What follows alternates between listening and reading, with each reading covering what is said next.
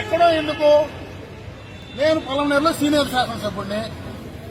నా నియోజకవర్గంలో నా మండలంలోనే వైసీపీ హయాంలో ఉండేటువంటి సబ్ ఇన్స్పెక్టర్ ఈ రోజు కూడా కొనసాగుతా ఉంది.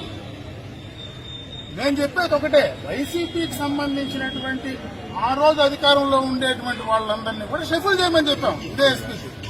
అదే వాళ్ళని పెట్టద్దు, కింద స్థాయి వాళ్ళని పెట్టద్దు, ఈ స్టేషన్ నుంచి ఆ స్టేషన్ మార్చు, ఆ స్టేషన్ నుంచి ఈ స్టేషన్ మార్చు, లేకపోతే వాళ్ళు అక్కడ ఉండేటువంటి నాయకులతో సంబంధాలు ఉన్నాయి, వాళ్ళకి ఇన్ని రోజులు 5 సంవత్సరాలు వాళ్ళతో కలిసి పనిచేశారు, వాళ్ళకు అనుకూలంగా ఉన్నారు, వాళ్ళని ఇక్కడి నుంచి అక్కడ మార్చండి అని చెప్పి నెత్తు కొట్టుకుంటా ఉంటే ఈ రోజు కూడా మార్చే పరిస్థితులే.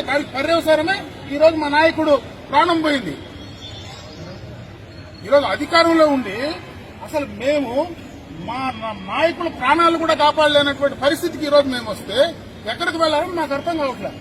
ఎక్కడో ఎందుకు నేను పొలంనేరులో సీనియర్ శాసనసభ్యుడిని. నా నియోజకవర్గంలో నా మండలంలోనే వైసీపీ హయాంలో ఉండేటువంటి సబ్ ఇన్స్పెక్టర్ ఈ రోజు కూడా కొనసాగుతా ఉంది. నేను చెప్పేది ఒకటే, వైసీపీకి సంబంధించినటువంటి ఆ రోజు అధికారంలో ఉండేటువంటి వాళ్ళందరినీ కూడా షెఫుల్ చేయమని చెప్పాం ఇదే ఎస్పీకి.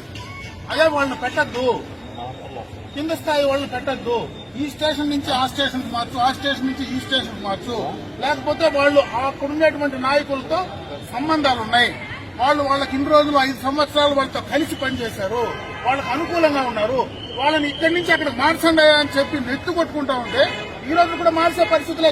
పర్యవసానమే ఈ రోజు మా నాయకుడు ప్రాణం పోయింది.